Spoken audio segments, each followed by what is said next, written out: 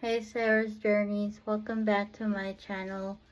My boyfriend's mom wanted to redo her video, and here she is right now.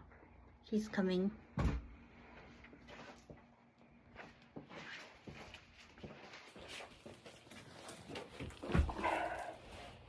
Yes, I'm here again. I'm Chris Solomon's mother and Sarah's. I'm here to share again because my first one didn't come out right. So just bear with me because this is new to me. This is not a step out on faith. This is a giant leap out on faith. But I'm taking this step for Sarah because I love her, because of what I went through, and there was no one there for me. So I'm here for Sarah. And so I'm here to share with you guys because I want you to understand why I'm speaking out in her behalf. Okay, as far as I go, this is not about me, but I'm going to share with you about me. So hopefully you will understand. I pray that if there is anyone out there who has been through this same pain that Sarah and I are sharing, I hope this video helps you in some way, because I'm doing what the Lord would have me to do. I don't follow man, I follow God. So that's what I'm doing. I asked him a long time ago, before I even knew Sarah, I asked the Lord to bless me to be an advocate for someone that has been through it. And years later, my prayers are answered. He said, Sarah. I asked Sarah if I could be her advocate, and she said yes. So here I am. This is a gigantic leap out on faith. But like I said, this is not for me. This is for Sarah. Okay, I was raped by my then husband. They don't understand. Even when you tell them no, it means no. But they don't see it that way. And I think there's a lot of men that are like that. And that's sad, because the woman is the one that suffers for the rest of her life. She has to live with that. I didn't report it then to the police because it wouldn't have did any good, because they would have said, well, you said yes before, or all of a sudden you're saying no. No means no. If I don't want to do it, then I shouldn't have to be forced to do it. It shouldn't be taken from us like that. That's wrong. And it's too bad that some men don't understand that. The second one, I was raped a second time by my then boyfriend. I just don't understand why they don't understand the meaning no. Even if you're married to them, even if you're going with them, if you tell them no, they need to back off and respect that. And it's sad that they take it, and then you hate them for the rest of their life because they stole from you. You didn't give it to them, they took it. So this is something that I had to endure. I'm not going to say alone, because God was with me. God was there by my side through it all. But at that time, I felt like I was alone. Another thing that happened to me is my kid's dad He's no longer with us now. He knew how much I love my kids. My kids, I call my babies, because to me that they are my babies. I don't care how old they are. They could be 70 and still be my babies, because I gave birth to them. And he knew how much my kids meant to me. And so that's the thing he played on. And it was sad. I divorced him. I divorced him. This is hard. Please bear with me. I divorced him, but I gave him the right to spend time with his kids. I didn't take his kids away from him. And for that, I was made to suffer. And I told my kids about it years later, but I don't blame them, because it's not their fault. It's their dad's fault. I know where the blame belongs, and it doesn't belong on my kids. It belongs on their dad, because of the type of person he was. And he wanted everybody to think, oh, he's such a nice person, he's a good, caring father, blah, blah, blah. No. We know the real and true George, because we live with him. Other people didn't live with him.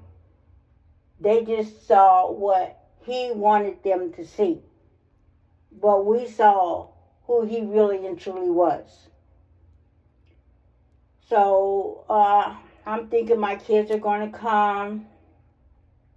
So I cook a lot of food and everything, thinking the kids are coming. And they don't come. I felt unwanted. I felt unloved. I felt uncared about. I felt like I was nobody to them, to anybody. And that is a horrible feeling. But I'm going to say, but God.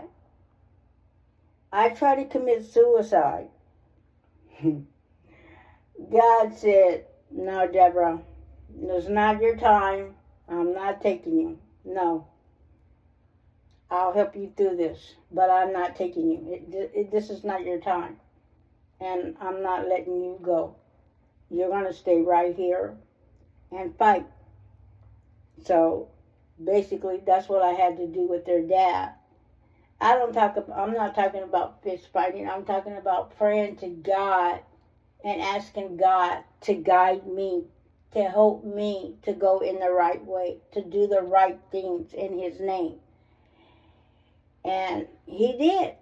God was there for me. People think God ain't there. God is there. You may not can see Him. You may not can feel Him. But He's always working. God is always there for you, and He's always working. Whether you see Him or feel Him, God talks to me. God has talked to me before. And when I tell people that the Lord has talked to me, they look at me like I'm crazy. I'm not crazy. God does talk. That's why they say, be still and know. Be still and listen. Because his voice is not heavy. It's not loud. It's like a quiet whisper. And if you listen, you can hear Him. One day when I was on my way to get my divorce from George, I was scared because of all the people he knew, lawyers, police officers, you name it, judges. He knew a lot of people. So I was scared that my kids were going to be taken away. But God came to me and He spoke to me. And He said, Deborah, you know somebody above all of them. You know me. And He's right. And after He talked to me and said those words, it's like my worries just disappeared. you know, because God showed me I'm here. I'm here. So I thank God for letting me and helping me, because I pray before I do this, because I want to say the right things. I don't want to say anything bad. There's a song, and I shared the song with Sarah because I saw the same thing in her. How God, you can think, okay, I can't do this, I can't do this, I can't do this. And God's like, yes, you can, because I'm going to help you. And so me speaking on Sarah's channel, even though I know you guys can't see me, you can hear me. But for me to speak out, I don't know why, it terrifies me. I guess because I'm afraid I'm going to say the wrong thing. But this song, at the end of the song, basically, it says, you raised me up to be more than what I thought I could be. I have a friend, his name is Tony Bell. He goes to my church. Every time I have to get up in the pulpit and say something, when I come down, Tony goes, you're going to be up there speaking one day. And I look at Tony and I said, no. Not knowing that God is saying, yes, because I'm going to help you. So God showed me through a song that the storms I've been through were the heartbreaking disagreements and whatever else I had to suffer, the divorce and everything that I've been through. God was right there with me. And it was okay. I was okay because I knew He was there. Just like now, I know He's here. I know God's here. And that helps me a lot. And He saw something in me that I didn't see. He knew I could stand up and speak. Deborah didn't know that. Deborah didn't know that. Deborah is shy. And for me to speak in front of other people, it makes me nervous because I'm afraid that I'm going to say something bad. But God, He used me. And I shared this same story with Sarah because Sarah, in a lot of ways, has changed for the better.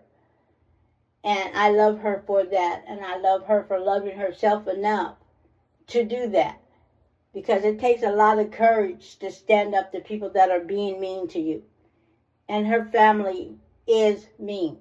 Her mom, I don't understand that woman. How can you give birth to a child, but yet you're mean to that child?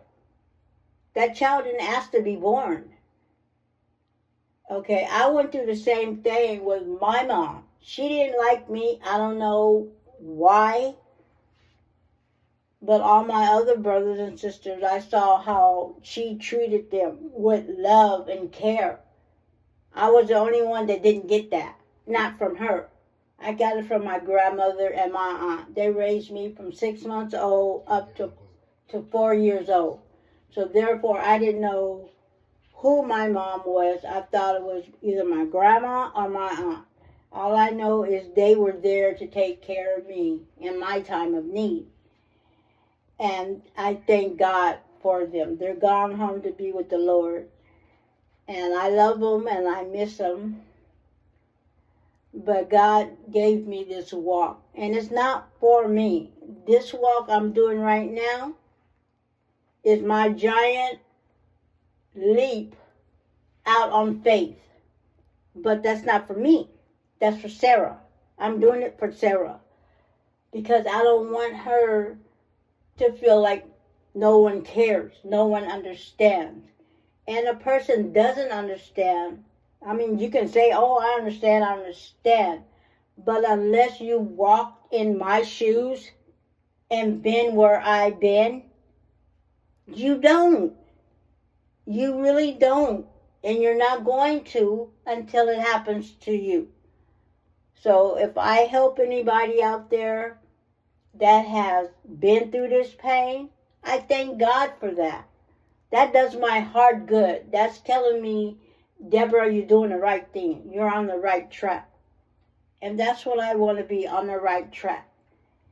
So I'm here for Sarah as her friend and as her mother.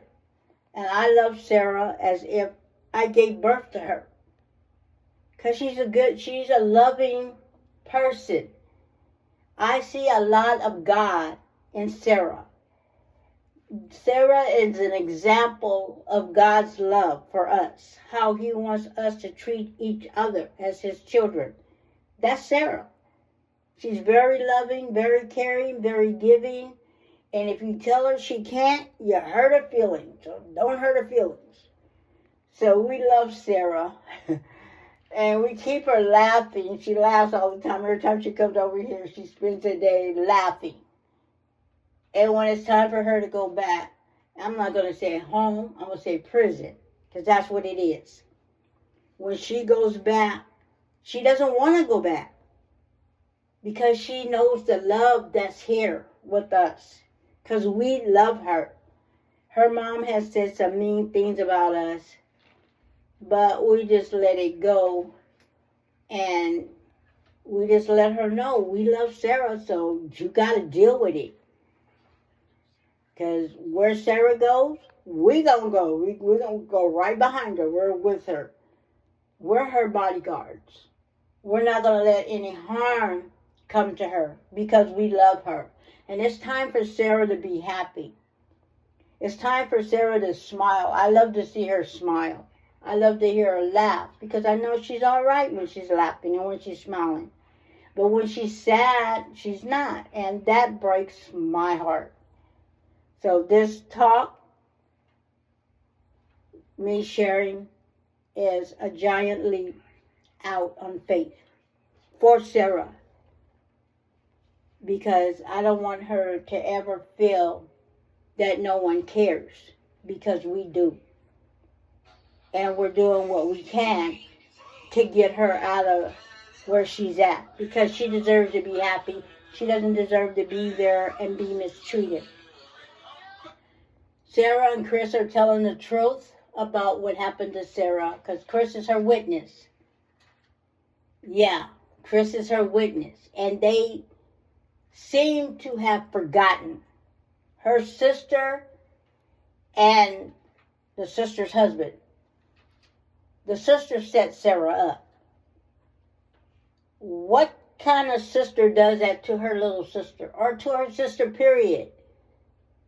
You know, and you think that you can just go on with your life. You ruined Sarah's. But you think, oh, I can just go on and live my life any kind of way I want to and nothing can be done. My answer to that is, but God. But God. That's telling me they don't know God. And no matter how many times I try to talk to her mom, it does no good. Because her mom is not a woman of God. Her mom is a woman of Satan. And her sister. And the brother-in-law. And her dad.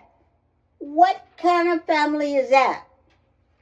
Where is Sarah's love? Where is Sarah's understanding? It's with us. God put us in Sarah's life for a reason. And I thank him that he did. And I thank him that he blessed me with my wish to speak out against abuse. Whether it's physical, mental, or verbal. It doesn't matter. It's abuse. I've been through abuse too. My stepfather twice. When I was younger, he beat me with an extension cord, and I have blood cuts all over my body. Now my mom, so-called mom, is standing there laughing. What mother does that? I don't know. I don't understand that, because that's not God. The second time, he got mad at me. Okay, I'm not the oldest. I have a sister older than me. But I was the one that kept our room clean. And because of that, he got mad at me. Not her, but me. He picked me up with by one arm and one leg and slung me hard up against the kitchen wall. Then he kicked me in my side with his work boots on. My body hasn't even healed yet. My baby was only 5 months old. And they say it takes at least 6 months or more for your body to go back to normal. And okay, I got to the laundromat and they had a phone. So I called the police. The police comes and gets me and takes me back to the house. And he asked Ella May, that's her name, and Lawrence, that's his name. Did Lawrence do what I said he did? And he told him what I said. They both stood there and lied and say it's not true. The cop turns and looks at me and he says, if you call us again, you're going to juvenile hall. Your baby's going into foster care. I'm the victim. I'm the victim. And I just knew the police could help me. They would take him away. I was wrong. He took their side. Kids be telling you the truth. But it's up to you as parents to listen to them.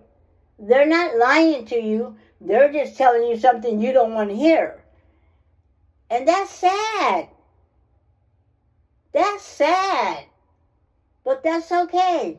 That's okay. God brought me through all of that today. I'm here. I sit here and share my story. Like I said, it's not for me. It's for Sarah. Because I have shared a lot of things with Sarah. And we both realized that in some things, we're the same. She's been there. I've been there. And I think, and I pray it helps her a lot to know that you're not in this by yourself. I've been there. But I'm here by the grace of God to help you. So that's why I'm here. I'm not here for Deborah. Yeah, I have to share Deborah's story because I want you guys to understand what I'm saying. And I know there's women out there who have been where I've been and probably still are. And I pray for you that the Lord will help you. And I thank the ones that said that it touched them, that it helped them, because that's what I want to do. I want to reach out and touch people.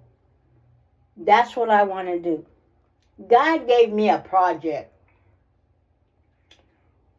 And God got a sense of humor, guys. God got a sense of humor. Don't think he's always straight and blah, blah, blah. No, God got a sense of humor.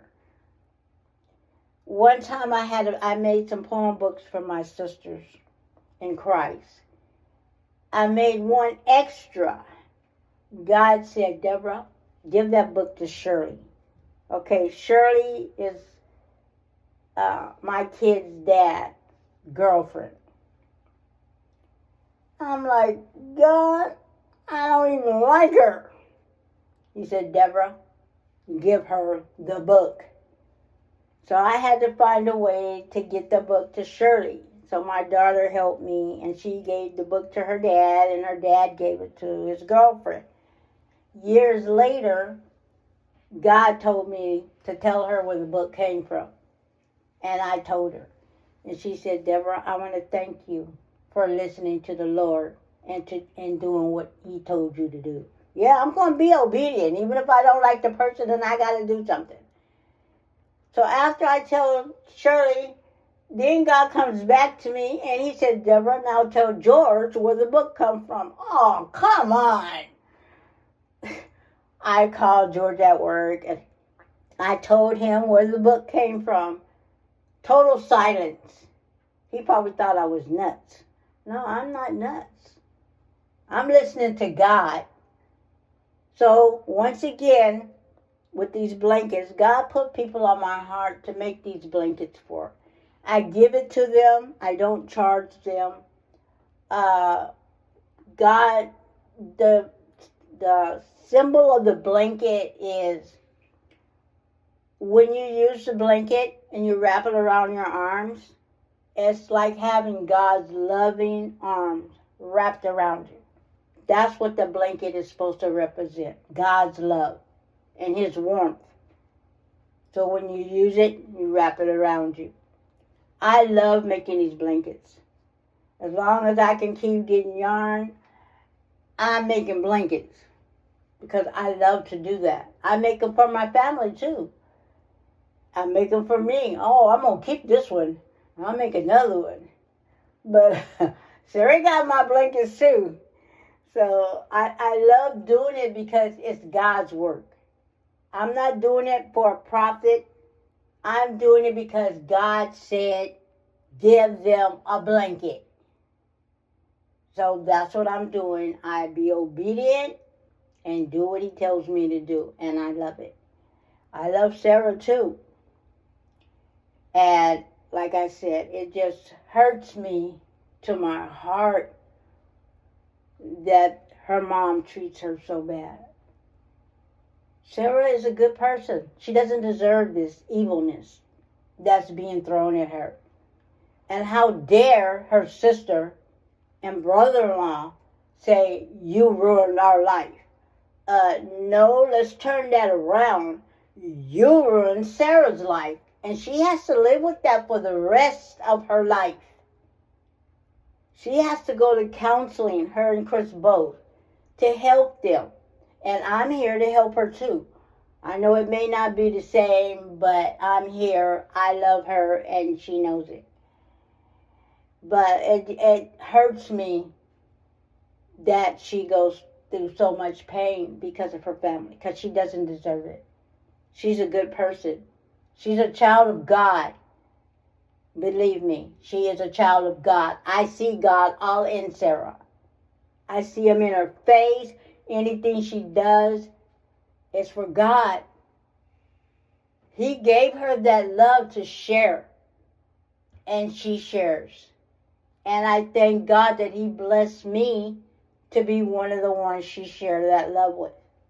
And I, in turn, love her like she's my daughter. I feel like Sarah is my daughter. I may not have gave birth to her, but I love her. And she knows that. She knows that. But it just tears my heart apart when she's sad, when she's crying. I don't like it. It bothers me. And I know it's because of what she's been through. I understand her. I really do. And the only thing I can do when she comes and she starts crying is to hug her and tell her, I love you. It's going to be okay.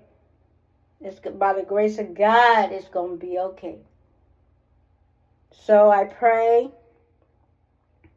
that in some way I've helped somebody out there, because that's my intention. That's what the Lord would have me to do. This is not the last time you'll hear me, because I'll be going on here 2 more times, not with the same subject, but a different subject. But it's for Sarah. I am her advocate. So I'm taking a gigantic leap. This is not a step. I told Sarah this is a gigantic leap over the Grand Canyon. And when I hit that wall, I want them to be on the other side to help me up, because I'm going to need it. But she knows I'm doing this for her. She knows. I told her. I told her what I wanted to do. And if this is a way I can help her, then so be it. It's what God wants me to do. It's what Deborah wants to do. I love Sarah. And it's hard for me to sit here and not cry, so don't be surprised if I start crying. Because I love Sarah. I don't like what she's going through. Those people, and I call them those people, they're going to get theirs one day. Their day is coming. Their day is coming. So, I just wanted to share with you about me so that you will understand my story, why I'm speaking. And it's for Sarah. But I have to share a little bit of me so that you guys can understand where I'm coming from. I've been there. And I didn't have, the only help that was there for me was God. God was the only one that was there for me in all that I have been through. And I thank Him that He's still here today. So, I pray y'all have a good life. I pray y'all have a good rest of the day. May God bless you. And thank you. And you will hear from me again. I'm giving you back to Sarah now. I didn't cry. Hey, Sarah's Journeys. Welcome back to my channel. God bless everybody. Bye, guys.